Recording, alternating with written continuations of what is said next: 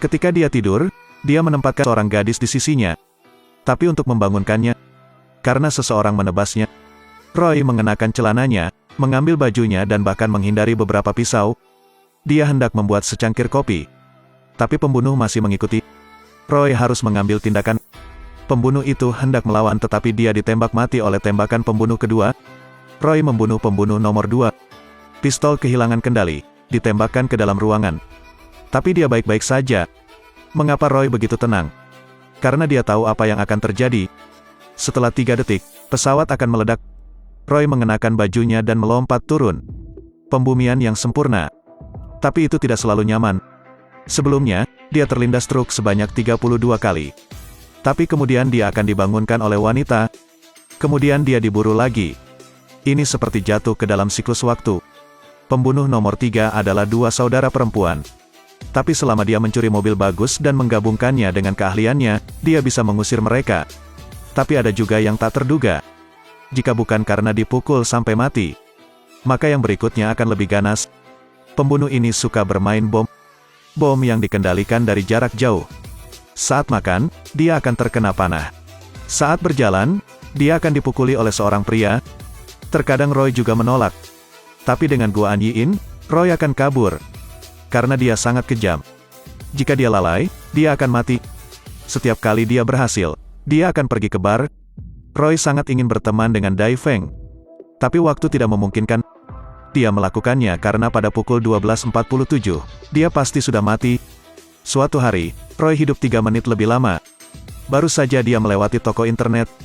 Dia ingin bermain game tapi layarnya rusak. Sesuatu di tubuhnya mengganggu sinyal. Dia ingat mantan istrinya yang adalah seorang dokter fisika. Apakah ini disebabkan oleh dia? Dia menelepon mantan istrinya.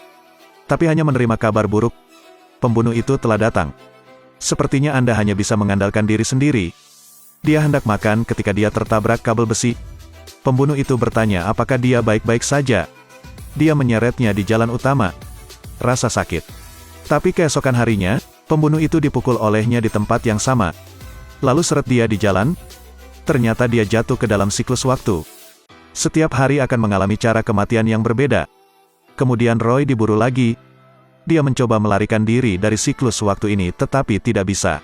Suatu hari, Roy mendengar sebuah berita. Dalang memasang alat pelacak pada Roy. Jadi jika dia kabur, dia akan dikejar oleh pembunuh. Roy biasa pergi ke dokter gigi. Perangkat mungkin telah tertanam di gigi. Dia mematahkan setiap gigi.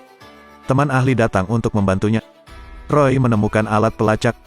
Rencana balas dendam dimulai. Pertama gunakan alat pelacak untuk memancing si pembunuh agar muncul lalu bunuh dia. Kemudian Roy membunuh satu lagi. Pada akhirnya, dia menumpuk semua tubuh pembunuh dan meledakkannya dengan bom. Kemudian dia memprovokasi dalang di belakang. Mengancam untuk mengambil kepalanya. Roy mengemudi dengan penuh percaya diri. Tapi mobilnya mogok. Untungnya dia baik-baik saja. Setelah respawning, dia melewati dinding besi dan memasuki pangkalan. Para penjaga mengepung mobil itu. Tapi Roy tidak ada di dalam mobil. Sekelompok tentara tewas diterbangkan. Namun kapten tim keamanan tiba-tiba muncul untuk melihat Roy pergi dengan satu tembakan. Roy memutuskan untuk mendapat untung dari bug. Roy membunuh seseorang yang sangat mirip dengannya. Memanfaatkan dokumen untuk bea cukai. Namun karena tidak tahu cara menggesek kartunya, identitasnya terungkap. Akhirnya dipukuli sampai mati. Roy menembak satpam terlebih dahulu. Dia dikelilingi oleh sekelompok penjaga lagi. Roy menembak dirinya sendiri. Kapten penjaga itu bingung. Bereinkarnasi 3 kali dan kemudian ditembak mati lagi. Ternyata ada kamera yang dipasang di lift. Pada akhirnya, Roy menyamar sebagai penjaga. Tapi bos di sebelah adalah Guan Yin. Dia telah membunuh Roy berkali-kali. Tapi kali ini tidak terkecuali. Saya Guan Yin. Guan Yin menyelesaikan misi. Meskipun Roy dapat respawn tanpa batas waktu, dia akan selalu dibunuh oleh Guan Yin. Lagi pula itu tidak berguna. Roy bangun. Dia harus menggunakan senjata dingin. Dia pergi ke Dai Feng, ingin belajar ilmu pedang Tiongkok. Tapi Dai Feng berkata itu sangat sulit, butuh waktu. Tapi bagi Roy, waktu bukanlah masalah. Dia juga bisa respawn tanpa batas. Setiap kali Roy akan menemukan kematiannya sendiri, dia akhirnya menang melawan Dai Feng. Sekarang, setiap gerakan Guan Yin dinetralkan oleh Roy. Kurang dari 10 ronde, Roy berhasil mengalahkan Guan Yin. Kapten penjaga yang naik juga dibunuh oleh Roy. Sekarang hanya bos besar yang tersisa. Dia adalah bos dari mantan istri Roy. Roy awalnya mengira bos terakhir sulit dihadapi, tetapi dia sangat lemah. Ventor mengatakan yang sebenarnya tentang masalah ini. Ternyata Ventor ingin meneliti peredaran waktu.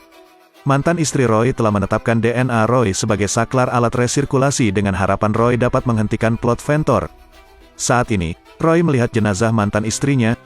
Ternyata mantan istrinya dibunuh pada jam 7.14 pagi.